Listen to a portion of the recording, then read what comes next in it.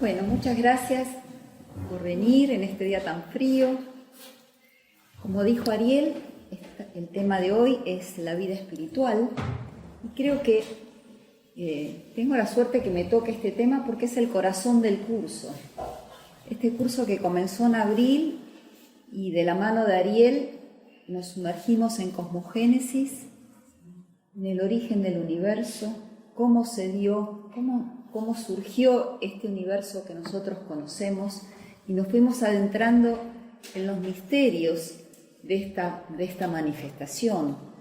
De la mano de Ariel entramos en la doctrina secreta, estudiamos el proemio, las 3 proposiciones fundamentales sobre las cuales siempre insistimos porque son el corazón. Entender eso nos hace mucho más sencillo comprender cualquier otro conocimiento teosófico que aparezca frente a nuestros ojos y nos permiten meditar. Cuando uno medita en esas 3 proposiciones fundamentales, que ahora las voy a nombrar muy brevemente porque hay gente que no ha venido al curso, veo que, no sé, ¿vos es la primera vez que venís?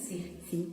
Bueno, entonces muy brevemente porque es sumamente profundo, pero para poder entender que la vida espiritual tiene que ver con todo lo que se ha dado en el curso, porque este conocimiento que nos ofrece la sabiduría antigua nos permite entrar o ingresar en la vida espiritual de una manera, no puedo decir que sea sencilla, pero sí con pautas claras, con pautas que nos invitan a nosotros mismos a hacer ese trabajo, a no depender de un maestro o de un gurú. La herramienta está dentro de nosotros. Va a haber seres en el camino que nos acompañan, pero la fuerza individual, la nuestra, es la que tiene que estar presente en cada paso que demos en esta decisión que puede empezar en esta vida, puede haber empezado en vidas previas, pero que una vez que se comienza ese paso es muy difícil que esa puerta vuelva a cerrarse.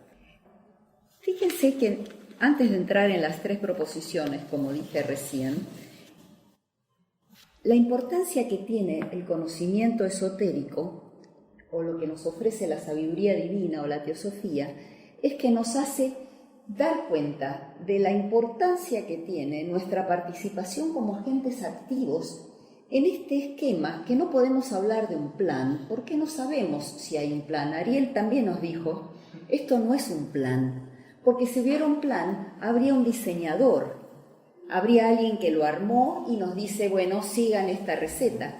Y no hay un plan, solamente podemos intuir en nuestros corazones, en nuestros momentos de meditación, que hay algo que nos trasciende, nos atraviesa, que es parte nuestra, y que nosotros, aunque sea intuitivamente, nos sentimos parte de eso. Y justamente de eso que nos sentimos parte es de esa inteligencia, de ese ser que le hemos dado nombres como la vida una, lo absoluto, la inteligencia superior, la raíz sin raíz, la fuente de lo que fue, es y será y llegará a ser. No es eterno, infinito, inmutable, inefable. No podemos saber nada de ese principio. Pero nosotros somos una chispa indesprendida de ese principio, somos un desprendimiento y estamos haciendo un proceso que lo interpretamos como de evolución. Evolución, ahora. ¿Para qué? ¿Por qué? No lo sabemos, solamente que internamente reconocemos que tenemos un trabajo por hacer, por decir la palabra trabajo, pero trabajo significa disciplina, una constancia, y sí, realmente la vida espiritual es un trabajo. También tenemos que entender algo que cito, como ya he citado la primera proposición fundamental, paso a citar o a comentar la segunda proposición fundamental, es que hay ciclos. En este mundo que vemos manifestados hay ciclos y cada vida de nosotros está compuesta de ciclos y nosotros mismos, nuestra personalidad, constituye parte de un ciclo de muchísimas vidas, ¿sí? Entonces, cada ciclo tiene un nacimiento, una aparición, un nacimiento, una expansión o crecimiento, un declive y una desaparición o muerte. Y estas alternativas están presentes en la naturaleza. Blavatsky la cita como que es como el fluir de las mareas, que van y vienen permanentemente. Todo este universo manifestado, así como lo conocemos, está llamado a una evolución superior. Y hay ciclos de crecimiento, hay ciclos de no crecimiento, y podemos observar a la misma humanidad cómo va atravesando diferentes ciclos y ver nuestras propias vidas, porque nosotros también tenemos ciclos. Hay ciclos en los que decidimos aprender y hacernos más responsables de nosotros mismos, otros ciclos en los que nos tomamos vacaciones, otros ciclos donde somos mucho más generosos porque estamos más dispuestos a brindarnos al otro, y otros donde nos quedamos con nosotros mismos y disfrutamos todo para nosotros. El sendero espiritual es eso, es la transmutación que tenemos que hacer para llegar a unirnos con esa fuente de la cual emanamos y de la cual nada sabemos, pero estamos llamados. Fíjense que comentaré ahora la tercera proposición fundamental, que habla que todos nosotros tenemos una identidad fundamental con esa alma suprema universal, que somos destellos, como ya lo manifesté previamente. Somos destellos que estamos a pasar por todas las formas que existen en esta manifestación. Y se aplica tanto a las formas elementales como a lo mineral, a la planta, al animal, al hombre y al ser, al superhombre o adepto o mahatma, y también a seres mucho más espirituales. El centro de este esquema es el ser humano, cualquiera sea su forma y su conciencia, ¿sí? Tenemos que pensar un ser humano con diferentes gradaciones de conciencia, vamos a decir, desde lo más inferior a lo más superior. Ahora bien, ¿por qué ocurre esto? ¿Por qué ocurre esto? ¿Podemos saber por qué ocurre esto? No, no lo podemos saber. Solo sabemos que tenemos que ser agentes activos y colaboradores de este esquema de evolución. Hasta la misma Blavatsky, que es algo que yo siempre menciono y que es como que da la pauta, cuando su grupo de estudio en Londres le pregunta ¿por qué esto? ¿Por qué estamos inmersos en esto? Y ella misma, que era Blavatsky, dice, no lo sé, pregúntele a Parabrahman. O sea, no sabemos por qué, pero estamos llamados a desarrollarnos espiritualmente, ¿sí? Y en ese esquema de desarrollo espiritual, ayudar a quienes no pueden verlo, podemos ser agentes colaboradores en ese aspecto, porque a nosotros también nos estamos ayudando. Es como que esto es un esquema en que lo superior ayuda a lo inferior y así sucesivamente, como en una gradación, ¿sí? De las cosas que voy a hablar hoy no son cosas que he pensado yo y que vengo a hablarles acá como si tuviera la verdad revelada, sino que les voy a contar y vamos a ver palabras acá y a citar otras palabras también de gente que ya ha avanzado mucho más en el sendero, que nos ha dejado pautas y que si tenemos la inteligencia y la decisión interna de hacerlo, podemos empezar a tomar esos consejos que ellos nos dan, esas pautas, que como dije anteriormente, esas pautas nos allanan la búsqueda. Porque, ¿qué pasa? Podemos pasar a la... Sí. ¿Qué pasa? ¿Cómo hacemos que la vida espiritual sea una realidad en nuestras vidas? Pensemos cómo la humanidad ha estado evolucionando. En principio, las religiones han influenciado de una manera, especialmente las religiones organizadas, han obstaculizado el desarrollo del individuo, en el sentido que está bien, le han dado un margen, un contexto espiritual y moral, pero a la vez han sido un impedimento en el sentido que no le han permitido al individuo pensar por sí mismo, desarrollarse por sí mismo, sino que han puesto la salvación del alma del individuo en manos de la divinidad y no en sus propias manos. Por otro lado, tenemos las ciencias duras que niegan la existencia de una conciencia, de un ser espiritual habitando cada una de las formas, ¿sí? Recordemos la primera proposición fundamental, que tenemos la raíz sin raíz de todo lo que es, existe y será, está presente en todo lo que existe, ¿sí? Entonces, la ciencia ignora eso, las ciencias duras ignoran eso.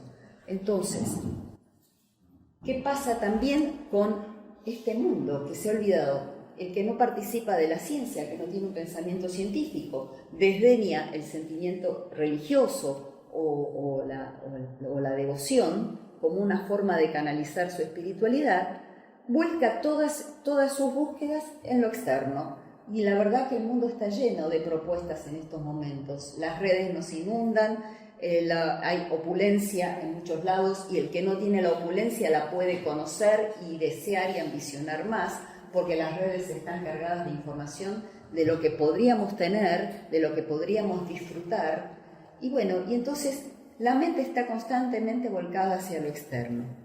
Entonces, si hay un llamado interno, que es algo personal, que es algo que surge, que es como un llamado, algo que dentro nuestro dice, bueno, nada de esto me satisface, porque la religión no me ha dado respuestas, la ciencia me da respuestas parciales, lo externo me produce una cierta satisfacción, pero a la larga vemos los resultados en el mundo. Cada vez hay más adicciones, más suicidios, más gente depresiva, dependiendo de medicamentos para estar contenta y para dormir. Y entonces, bueno, llega la hora que el alma se hace su propia expresión. Entonces viene el llamado. Entonces, ¿cuáles son los motivos? Entonces, cuando nos suena la hora, digo yo, empiezan, ¿cuáles son mis motivos? ¿Por qué quiero entrar a la vida espiritual? Tiene que haber algún motivo. Puede ser la insatisfacción, puede ser el anhelo de algo superior. ¿Qué tan preparado estoy para esto? ¿Estoy dispuesto? Porque es fácil decir voy a ser un ser espiritual de ahora en más, como si fuera que voy a empezar una clase de pilates a partir del lunes. ¿Qué tengo que saber para empezar la vida espiritual?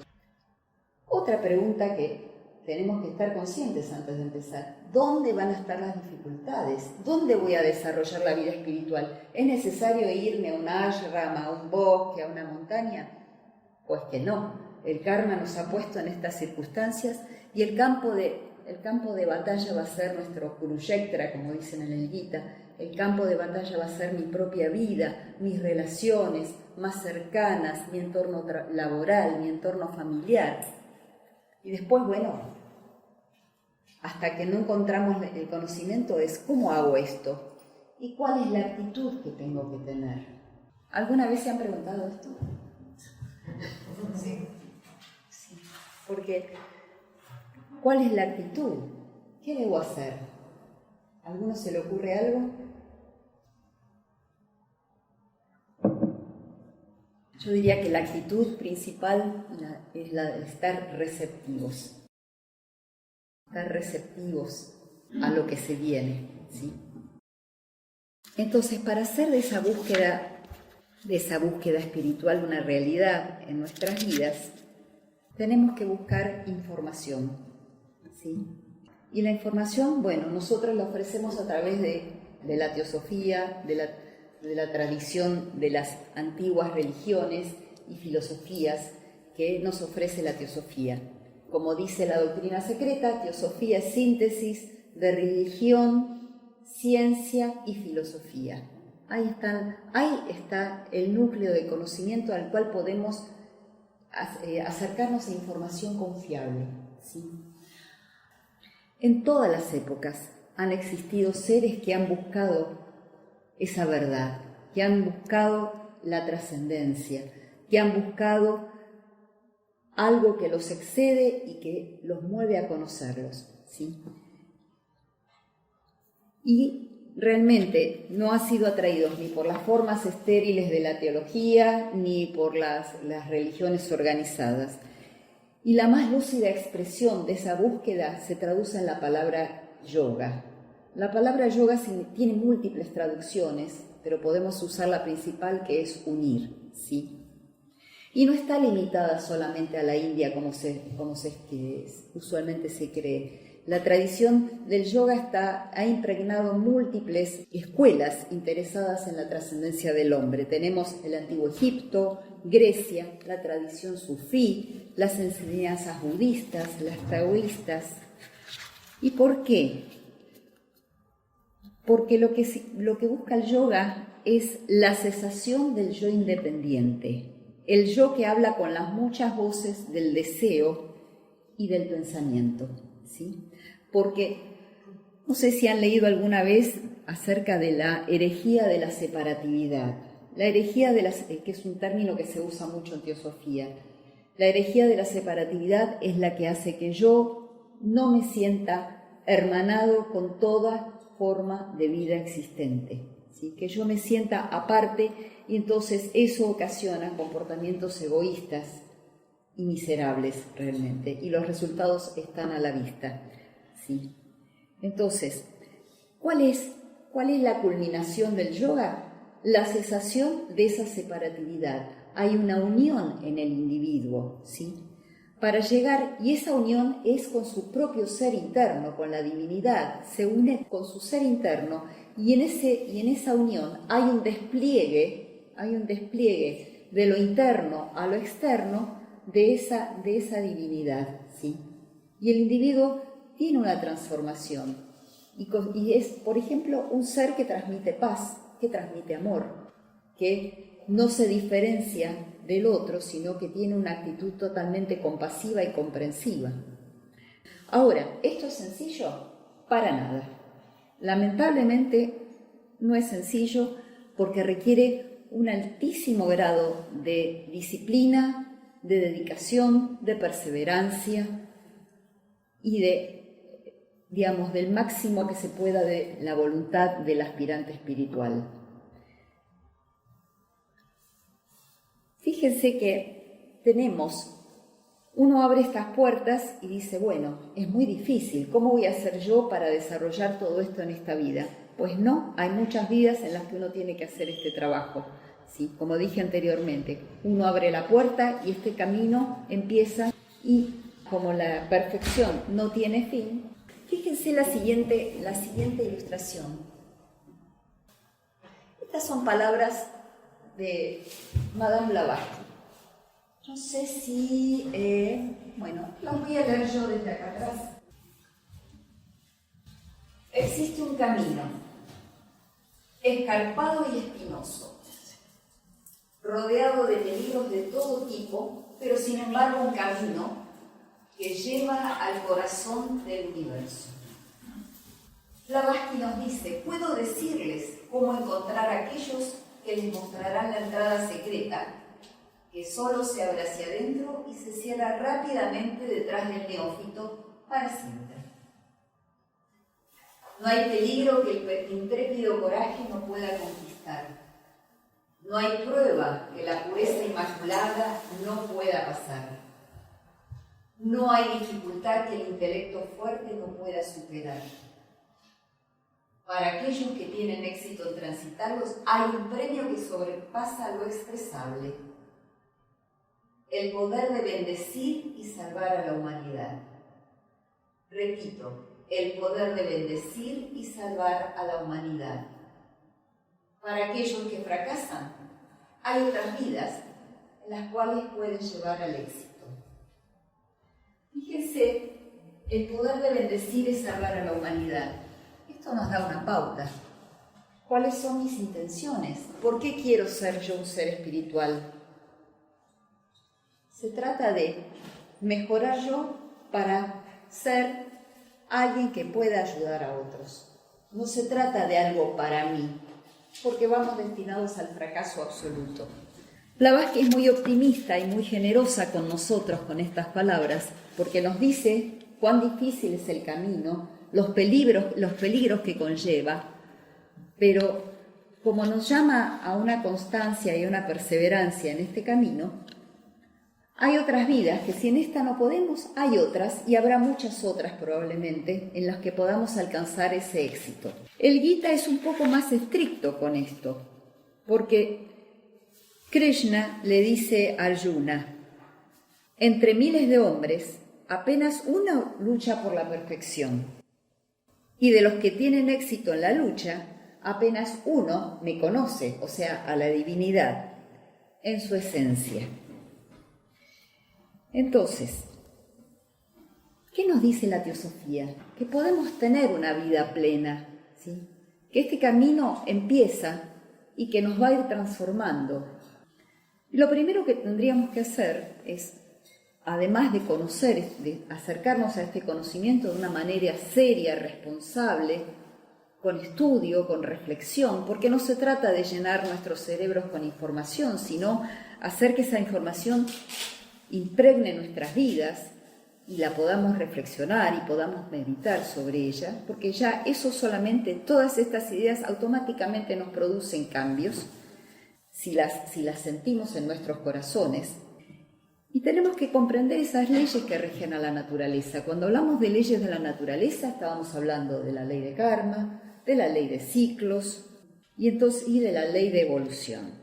Ahora, ¿es posible vivir una vida armoniosa?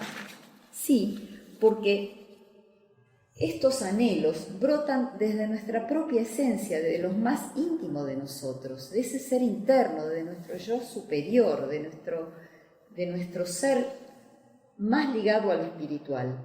Entonces, nosotros tenemos que hacer esa búsqueda. Es un trabajo, no hay una receta general, hay una receta que uno tiene que buscarse. Y ni siquiera es una receta, es hacer una conexión. Y esas conexiones se hacen en silencio, en una reflexión, en un contacto con esta sabiduría.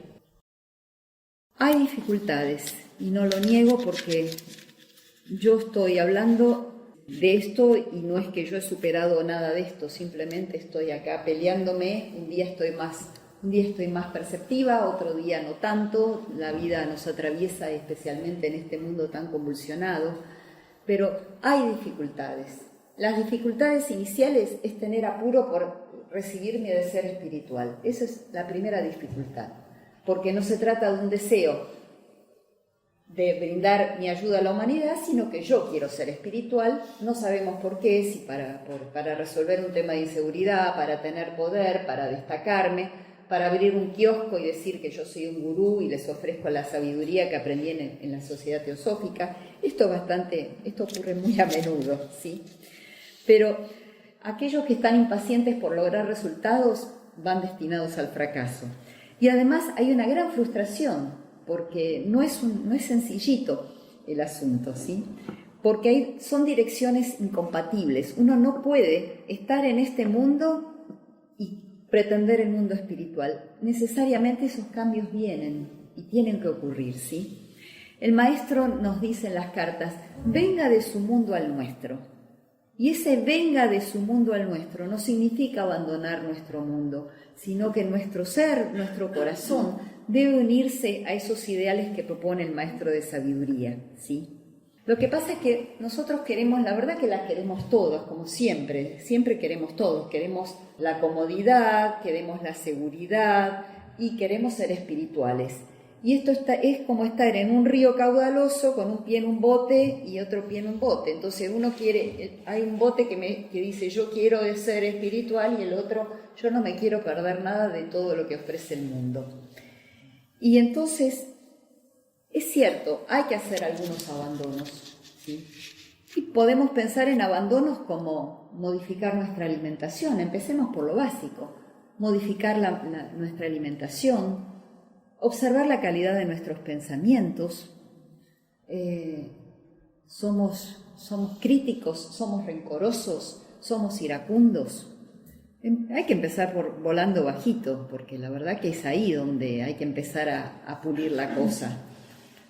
También podemos pensar, ¿con qué me gano la vida? ¿Me la gano honestamente? ¿Dependo del esfuerzo de otro para vivir? Estas son pautas que están dadas en la escala de oro que el maestro le dio a Blavatsky y que son como la base de una vida espiritual. Si yo llevo una vida limpia, mi mente va a estar limpia también, ¿sí? Y por vida limpia implica eso, mi alimentación, mis pensamientos, mi forma de ganar el dinero, mis intereses. Y entonces, todo esto que va a provocar en nosotros una transformación radical de nuestra mente. Fíjense, palabras de HPB, de Blavatsky, dice: los medios más eficaces de adquirir conocimiento y disponerse para la recepción de la sabiduría superior son la meditación, la abstinencia, y después me voy a referir a eso, el cumplimiento de los deberes morales, y por deberes morales también me voy a referir a eso, los pensamientos nobles, las buenas acciones, las palabras amables, como también la buena voluntad hacia todo con entero olvido del yo. Otra vez, entero olvido del yo. Sí. Un poquito de análisis sobre esto. Cuando hablamos de la abstinencia, volvemos a lo mismo, no estamos hablando de abstinencia en los excesos que están presentes en nuestra vida, abstinencia de comer demasiado, de beber alcohol, de usar drogas, de tener una vida opulenta sin pensar que podemos ayudar a otros, cumplimiento de los deberes morales. La moral tiene que, yo diría que, no sé si esto no es un error de traducción, pero los deberes éticos, diría yo, o vivir una vida ética, ¿sí? Cumplir una vida ética, porque la moralidad depende de la cultura y de la época, así que me parece que acá, yo no quise modificar el texto, pero lo interpreto como vivir una vida ética, basada en valores universales. Bueno, de los pensamientos nobles no hay mucho que decir, las buenas acciones tampoco, palabras amables. ¿Cuán frecuentemente no somos amables con los demás? ¿Y tenemos buena voluntad hacia todo el tiempo? ¿Estamos dispuestos a tener buena voluntad a todo lo que se nos presenta? Porque decimos comprender las leyes del karma, lo decimos intelectualmente, pero cuando nos viene el desafío, acá en este campo de batalla, ¿hasta dónde somos capaces de lo que intelectualmente consideramos como cierto, aplicarlos en la vida diaria, ¿sí? La transmutación de la mente que propone esta filosofía o el yoga es como si fuera un nuevo nacimiento, es morir a lo viejo para nacer una nueva vida. Y el yoga propone también el aquietamiento de la mente profana. Por eso se insiste mucho sobre esto. La charla de hoy va a ser muy, muy específica sobre esto, sobre el aquietamiento de la mente profana, los valores universales, ¿sí? Otro peligro que salta un poquito de tema, pero hay que tener en claro que la práctica de yoga no está buscando el desarrollo ni de poderes, ni de magia, siempre se insiste desde esta tribuna que no se busca jamás el desarrollo de los poderes psíquicos, porque conducen nada más que a la enfermedad, a la locura y a cerrar puertas a lo espiritual para esta y muchas otras vidas, ¿sí? Blavatsky en La voz del silencio nos habla de los siddhis superiores y los siddhis inferiores. Los siddhis inferiores son aquellos que por medios artificiales, ya sea por respiración, por uso de drogas, por la guía de un maestro, no es maestro, pero bueno, digamos de un gurú que pretende, que ha hecho, que es consciente o inconscientemente, pactos con aquellos aspectos oscuros de la naturaleza. Todas esas iniciaciones, Kundalini Yoga y todo ese tipo de cosas conducen nada más que a tener algún poder. Sí, el éxito puede existir, pero es temporal. Pero es temporal porque dependen de la reserva del doble etérico y de la reserva del sistema nervioso, ¿sí? Ahora, los siddhis superiores, que implican el conocimiento de toda la naturaleza, ¿sí? Solamente lo logran los adeptos. Y para ser un adepto, esto va a ser un tema de la otra semana, pero un adepto es aquel que ha logrado el mayor grado de perfección de todos sus organismos, ya sea en el aspecto físico, psíquico, intelectual y espiritual. Es lo más excelso que puede ofrecer el ser humano en este contexto. No sabemos de otros mundos. Nuestro conocimiento está, esto lo hablábamos hoy en la rama, en la reunión de estudio, que el conocimiento que nosotros podemos tener está limitado a este universo y no a otros. Pero entonces, si el máximo de desarrollo que puede tener el esquema evolutivo en el ser humano es un Mahatma, un adepto, que se convierte en tal con el objeto de seguir ayudando a la humanidad. No es algo personal, olvidémonos de esos de intereses egoístas, porque eso va directo al fracaso. Entonces, el maestro, en una de las cartas, le dice a Sinet que el poder conseguir los poderes psíquicos le lleva más o menos entre 10 y 15 años. Entonces, hagamos una relación inteligente. Si para un ser perfecto, para este esquema, ¿sí? No se olviden que la perfección es infinita. Le toma 15 años conocer, llegar a manejar los siddhis superiores. ¿Qué podemos pensar de que venga un gurú y nos diga, bueno, si respiras así, si respiras así, te tomás esta droga? Hay que ser cuidadosos. Si ustedes conocen a alguien que esté buscando desarrollar poderes, aconséjenlo, ¿sí? Porque se cierran puertas a lo bueno y se abren puertas a lo malo. Leadbeater, otro miembro importante de la Sociedad Teosófica, recomendó que antes de activar los chakras etéricos, que abren la conciencia de vigilia a los planes superiores, el aspirante debería seguir una disciplina de estudio y meditación que va a desarrollar sus cuerpos astral y mental, ¿sí?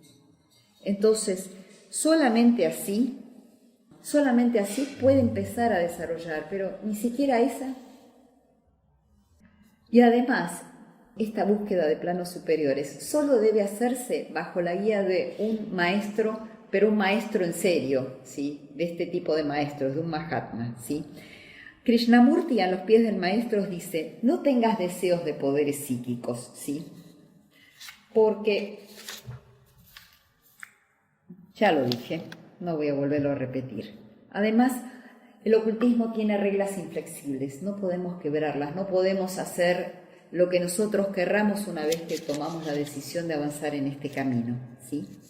Otro tema que lo traigo a colación. Hay gente que piensa, después de leer algunos libros de teosofía, que puede convertirse, esto es un poco gracioso, por lo menos para mí, que puede hacer conexiones con el plano astral y ser un ayudador de los planos astrales a los seres que habitan en esos planos. Annie Besant, con su claridad, dijo que veía bastante no usó la palabra ridícula que la uso yo, pero habiendo tantas personas para ayudar en este plano en el cual nosotros nos movemos, ¿para qué vamos a andar volando por otros planos intentando ayudar a personas en mundos que nosotros desconocemos cómo funcionan, desconocemos absolutamente todo? Eso es pura fantasía, ¿sí? Entonces, para poder hacer un camino en el sendero espiritual, en el esoterismo, hay que prepararse y después, cuando llegue el momento, esperar instrucciones. Y pasan muchas vidas, no nos sentamos que el maestro va a estar ahí mirándonos a nosotros. No, venga de su mundo al nuestro.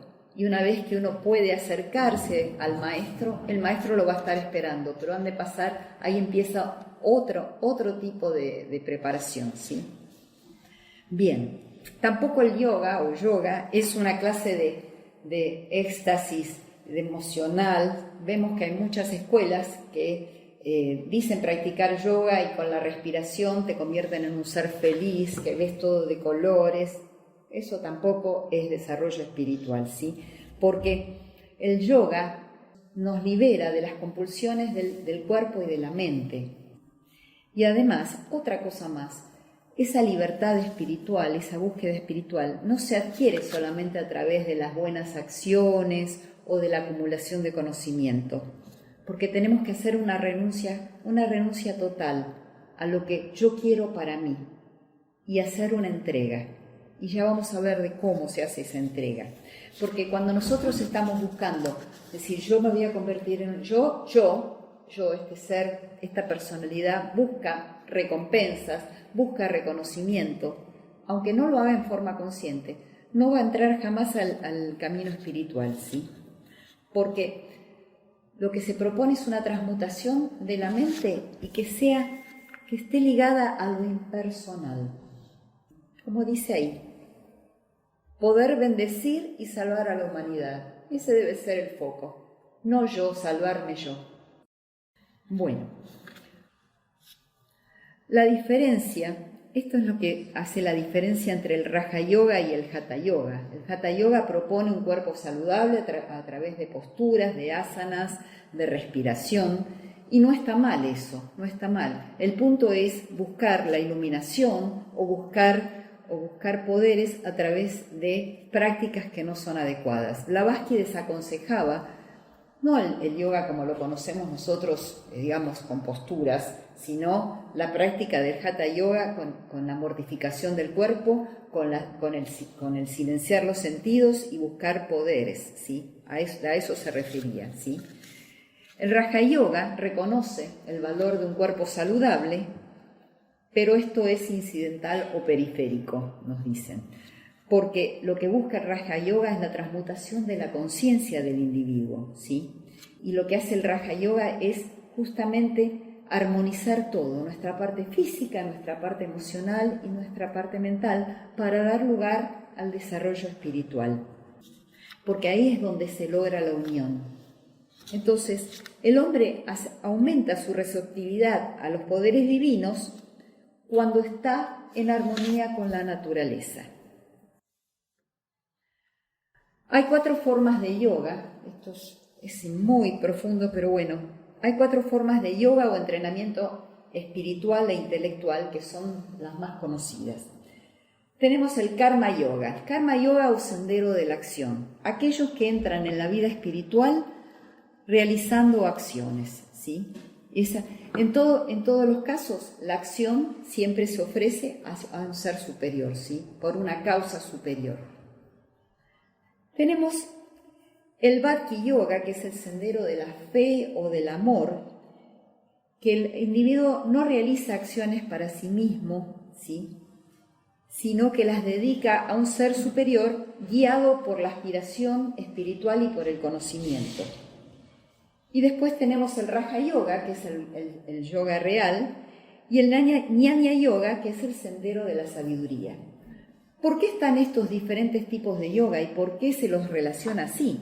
Porque corresponden a lo que se consideraban las 4 castas hindúes, ¿sí?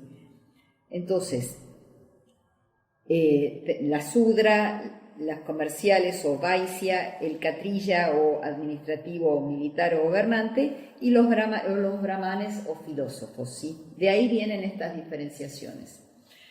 Pero, ¿qué ocurre? Para cada temperamento existe una vía que es más deseable, eso está en cada uno de nosotros, ¿sí? Pero la iluminación, la vida espiritual, no se consigue, se consigue por alguno de estos caminos, pero no se consigue solamente por la devoción ciega o por la contemplación religiosa o por el trabajo. Hay un punto donde todo eso se une y ahí es donde llega la iluminación. Estoy equivocada, no es la iluminación. Yo me refiero a la iluminación en este sentido, a que uno encuentra, es un instante donde uno hace un contacto con ese ser interno. Porque estamos hablando todo el tiempo del ser interno, pero ¿cuándo lo sentimos? ¿Cuándo estamos en contacto con eso?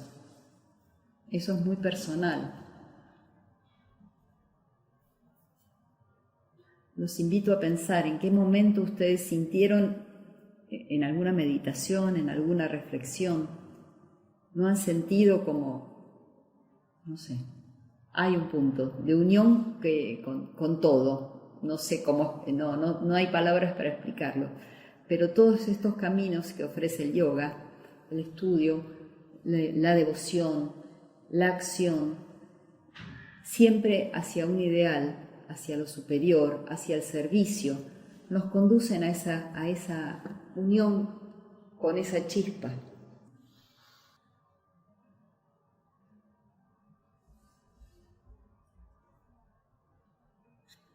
Perdonen, me quedé pensando.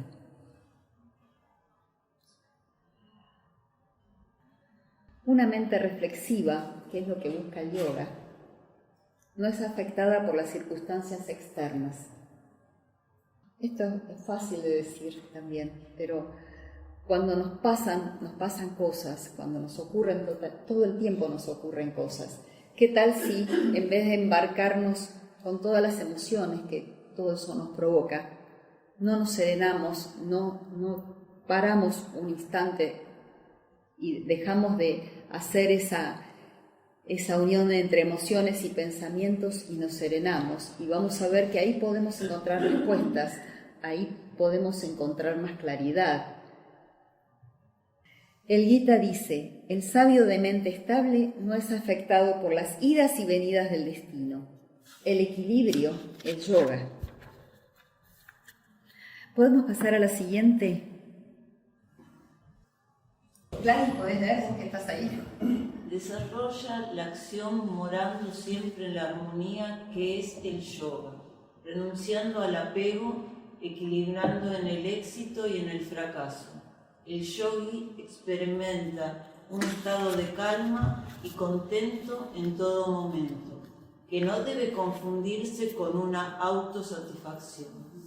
El hombre mundano es solamente feliz cuando consigue lo que desea, a diferencia del yogi, que no pide nada y que es feliz con cualquier cosa que le llegue, igual en la alabanza que en el reproche, libre de envidia, ansiedad y otros problemas. Bhagavad Gita. Creo que ya casi quedaría por terminada la charla con esto. Nos sentimos identificados con esto, ¿verdad? Esto es uno de los grandes desafíos que tenemos. Por eso les dije que venía a ofrecer las pautas que seres más avanzados en el camino han dado. Porque uno está en este torbellino permanentemente. Creo que nosotros nos tenemos que ver como aspirantes en un camino, somos como peregrinos. Si somos serios en esto, en esta búsqueda, bueno, el peregrinaje se va a hacer un poco más breve, pero requiere muchos esfuerzos, requiere mucha persistencia, requiere mucha atención sobre nosotros mismos, porque no es solamente el desarrollo de virtudes, ¿sí? Tenemos que discernir y constantemente hacer un examen de nuestra vida. Algo de la práctica espiritual que es interesante es no estar histéricamente concentrados en nosotros, sino en una revisión en algún momento del día. Se aconseja antes de irse a dormir hacer un repaso de nuestra vida o examinar qué pensamientos tuvimos después de tener un momento de rabia o de enojo, de dónde viene eso. Son pautas. ¿Por qué soy envidiosa? ¿Qué es lo que me está faltando que aparentemente tiene esa persona? Si no empezamos a pulir lo básico, jamás podemos llegar a instancias superiores. Porque recordemos que la virtud aparece a partir de negar lo que no es real, ¿sí? De lo que no es real.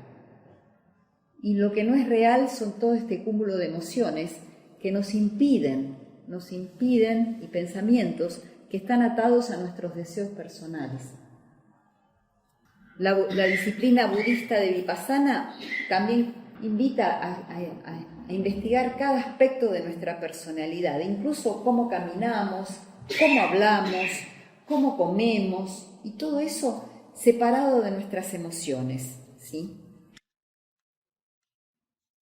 Ahora, ¿qué es lo que nos mantiene en este estado de ansiedad permanente y que nuestra mente mariposa ande de un lado a otro? ¿Qué suponen ustedes que es? A ver si a alguno se le ocurre, ¿qué es lo que nos mantiene en este estado de quiero más, quiero ser espiritual, pero, Señor, hazme bueno, pero no todavía. Es la fuerza del deseo, la fuerza del deseo personal, ¿sí? Y además, pensando en los deseos, que a veces uno cree haber ahogado los deseos, o cree haberlos dominado, cree haberlos controlado, hasta que se presentan situaciones que hacen que esos deseos se reaviven inmediatamente, ¿sí? Mucha gente confunde esto, que suspende los deseos porque ya está mayor, porque ya pasó por esa experiencia, pero si no está manejado profundamente desde nuestro ser interno, el deseo va a aparecer en otra vida y se va a volver a manifestar, ¿sí? El poder que mueve a la mente es el deseo, y la mente es la herramienta del deseo. Podemos interpretar eso. Y para conocer el deseo tenemos que conocer sus raíces, conocerlo, saber por qué. Yo les digo cosas, no les digo que yo ya lo hice, pero les digo lo que dicen los que saben. ¿Sí? Hay que ir a la causa del deseo, pero podemos encontrar la génesis del deseo en nosotros mismos. Y les digo por qué.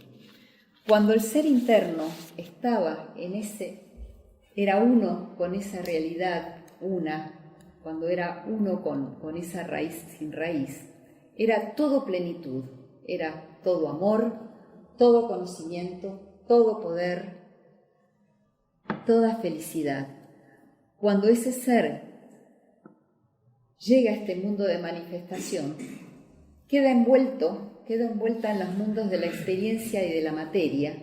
O sea, recordemos que no existe espíritu y materia, sino que desciende a los mundos de la materia. Y entonces el ser interno intenta reproducir en este estado todo lo que ha vivido cuando era uno con esa unidad de la vida. ¿Se entiende ese concepto? Entonces, por eso nosotros anhelamos el amor. Porque en algún momento fuimos amor absoluto. ¿Y por qué anhelamos el poder? Porque en algún momento también fuimos todopoderosos en ese mundo de lo absoluto, donde todo es absoluto. Me gustaría aportar unas cosas más, ya estamos llegando a la hora. Pero para adelantar la semana que viene, que vamos a hablar de la meditación, me gustaría cerrar con algo de Blavatsky, que es la última. Perdón, ¿podemos poner algo que yo no dije, me lo salteé? Me gustaría esta frase, que la salteé porque me quedé pensando en algo, pero cuando hablamos del conocimiento de las leyes de la naturaleza, y cuando hablamos de una voluntad de unirnos a la evolución inherente a cada uno de los reinos, ¿qué nos dice Krishnamurti? Jorge, ¿podrás leer, por favor? Si pudiéramos establecer una relación profunda y permanente con la naturaleza, nunca mataríamos un animal para saciar nuestro apetito. Nunca dañaríamos o viviseccionaríamos a un mono, un perro o a un conejo de Indias para nuestro beneficio.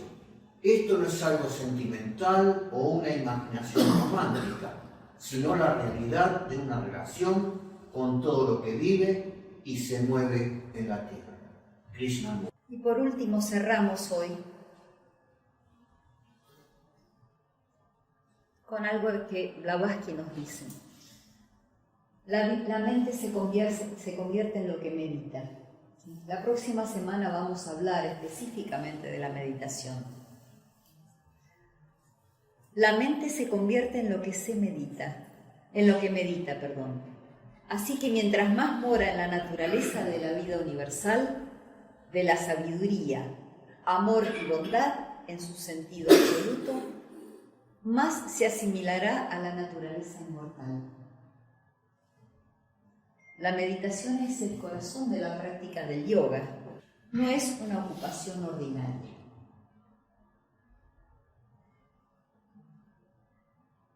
En esta reunión he hablado mucho de una autotransformación y son temas que tenemos que ir, internalizándonos nosotros. Está en nuestras manos el decidir un camino espiritual. Está en nuestras manos tener la perseverancia de cumplirlo. Va a haber momentos en los que vamos a flaquear, otros en los que vamos a estar más fuertes. La base de la vida espiritual, en lo que yo comprendo, podemos hablar de la transmutación de la mente, pero creo que las frases esas de Blavatsky, palabras amables, sentimientos nobles, una vocación de servicio, son las que hacen la vida espiritual. ¿Es necesario el conocimiento? Sí, absolutamente es necesario, porque el conocimiento, por lo menos el que se ofrece acá, es como un anclaje que uno hace para poder aspirar a algo superior, porque si no tenemos conocimiento, ¿cómo podemos tener una guía cierta? El conocimiento da como una columna vertebral a esa búsqueda espiritual.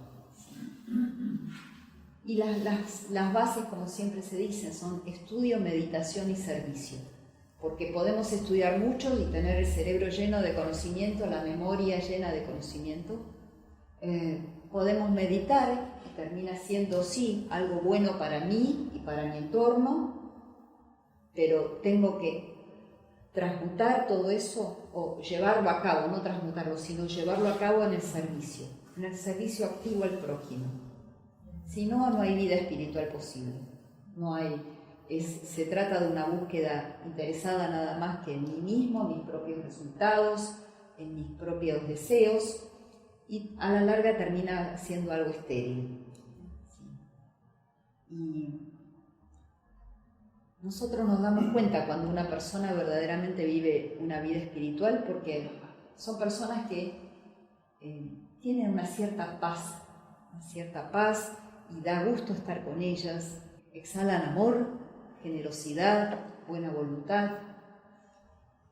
Y los dejo pensando, esto es un tema muy personal, es muy íntimo, les puedo dar muchas más palabras, pero los invito a una reflexión permanente sobre sus vidas, sus relaciones, cómo nos llevamos con la gente, cuáles son mis impedimentos. Todos tenemos cosas por pulir, que mejorar, y tenemos también fortalezas que hemos desarrollado. Así que, ¿hay alguno que quiera decir algo, alguna pregunta, algo sobre Ariel? Sí, Marce, te decía hace un ratito arriba que para mí es una de las partes más lindas Tranquila. del curso, es la parte más linda, la que cierra, es la parte más dulce, no sé cómo calificarla, pero decía, venimos haciendo un curso hace casi 6 meses, son 5 meses y pico, y pensaba cuánto más fácil es entender y hasta poner en práctica estas cosas con el entendimiento de otras cosas que hemos venido desarrollando. Por ejemplo, todo esto es la consecuencia de entender bien lo que es Dharma. Entender bien lo que es Dharma es la consecuencia de entender bien lo que es Karma. Entender cómo hacerlo es entender bien cuál es nuestra constitución septenaria y todo lo que somos. Y entender todo eso es entender bien en qué se asienta, todo lo que vos mencionaste al principio, las posiciones fundamentales, cómo todo es un bloque, y de esa manera es mucho más legible y más fácil, en todo caso, y da como una contundencia. Sí. Esa contundencia que vos decís, que hay como una suerte de certeza que se desarrolla en esto. Por ahí no he sido lo suficientemente rica en las expresiones. Lo que pasa es que estamos tocando temas que son muy íntimos y que creo que la selección de los textos ha sido contundente, si vale la palabra, porque son las que nos movilizan a decir, bueno, tengo todo este conocimiento, sé que hay una fuente de la cual yo nada sé, pero siento que esa fuente, y en esto nos ayuda el conocimiento teosófico, esa fuente es parte mía y me atraviesa constantemente, porque si a nosotros no nos conmoviera esto, como de alguna manera el conocimiento que hemos recibido no nos hubiera conmovido, a veces es difícil encontrar una dirección a la búsqueda espiritual. Por eso dije que este curso nos brinda como una guía y nos evita atajos, nos evita pérdida de tiempo, porque cuando uno ya sabe que hay una fuente, que hay ciclos, que hay leyes que rigen a la naturaleza, que está la ley del karma, que está Dharma, y la fuerza que impulsa todo es la evolución, entonces hasta nos hacemos más buenos con los demás, o sea, somos más generosos con los demás, porque vamos a decir, somos humanos, nos enojamos cuando alguien nos trata mal o cuando vemos las cosas que ocurren en el mundo. Entonces, hay veces que pienso en las palabras que, vení, no hay problema, sentate cómoda, acá está más calentito. A veces pienso que digo, como decía Jesús, perdónalos porque no saben lo que hacen. Cuando uno ve ciertos personajes en el mundo actuando de una forma tan espantosa, tan inhumana, tan poco considerada de los seres humanos. Ayer con Ana hablaba que había una miembro de esta casa, nuestra querida Nora Spairani, que en sus últimos tiempos yo hablaba mucho con ella por teléfono, y había ocurrido un evento muy, muy feo, no voy a referirme al evento, pero yo le dije, por favor, ¿cómo es posible que un ser humano le haga eso a otro ser humano? Y Nora me dijo, hay cosas peores que ese hecho puntual, que era un hecho violento. Y digo, ¿y qué puede ser? Porque yo estaba tan conmovida. Y me dijo, lo peor que le puede hacer un ser humano a otro ser humano es impedirle la vida espiritual. Entonces, yo dije, y claro, pero vos le impedís la vida espiritual a una persona cuando la privás de libertad, de educación, de posibilidad de discernimiento, de alimento, cuando intentás dirigir su vida para tus propios beneficios. Y no en vano el mundo está como está, la verdad que parece que estamos hechos para pelearnos unos a los otros y no somos incapaces de ver eso, somos incapaces de ver que somos uno con todo lo demás, como dice la invocación de la vida uno de Anivesant. Es doloroso, a mí a veces el mundo me duele. Sí, señor. Bueno, no me digas señor. ¿Cómo te llamas? Armando. Armando, decime, por favor. Bueno, yo medité mucho de esto. Tuve la suerte de tener un gran maestro que ya no está entre nosotros. Y llegué un poco y estoy un poco en la conclusión que, bueno, Dios nos mandó acá y, bueno, yo tenemos que tratar de ¿cómo se llama?, de elevarnos, pero cuesta. Por supuesto cuesta, pero lo que pasa es que tiene que ser una decisión, es una decisión que no es verbal solamente, tiene que haber una intención y esa intención tiene que atravesar todos los aspectos de nuestra vida. Por eso hablábamos de cómo me gano la vida, qué pensamientos tengo, confío, porque también está la confianza, ¿sí? Entrego mi confianza a esta filosofía y trato de adaptar mi vida a lo que esta filosofía propone. Porque no es cuestión de seguir cualquier librito, cualquier maestrito. Busquemos seriedad, tengamos... Ariel, sí. Como dice la escala de oro. Claro. Vida limpia, mente abierta, corazón puro. Son ideas que hablan de una disposición alegre, ¿no? Sí. Confiada, no ingenua, pero Claro. yo sí confiada. Claro. Y en esa confianza, bueno, algo que también hablamos hoy en la reunión de estudio, ¿no? El no enojarnos con el karma, saber que las cosas que nos tocan en la vida, que aparentemente son injusticias, en realidad son aprendizajes, son ajustes kármicos. No ver las cosas como lo que nos ocurre como una maldición. Porque si no pasamos a la idea de tener un Dios antropomórfico, sí, claro, que nos castiga y no sabemos por qué, que nos premia no sabemos por qué, y también a esperar que ese ser, no sé quién, nos salve de qué y por qué. Estas enseñanzas nos hacen plenamente responsables. Con esto no hay vuelta. O sea, cuando uno se sabe responsable, automáticamente modifica.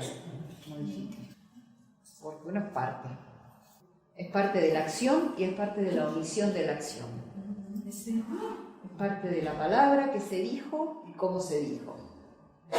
Y es parte del mundo.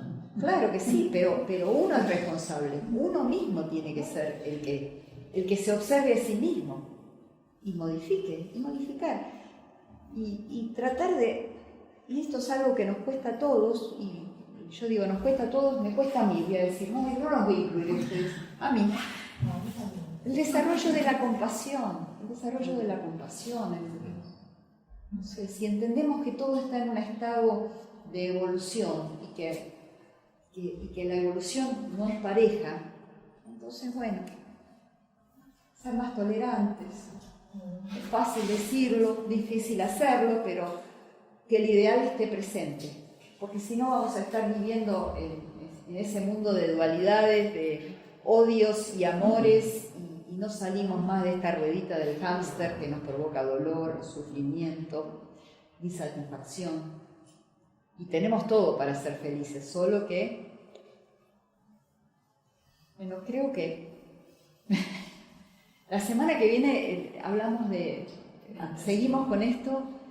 Vamos a hablar de meditación, vamos a hablar de las palabras del maestro, que son, como dice Ariel, contundentes y que son tan vitalizantes y tan esperanzadoras que la verdad y tan emocionantes que a veces leer al maestro provoca una suerte de emoción profunda, porque toca fibras en nuestros corazones, en nuestras almas que justamente nos hacen ver que estamos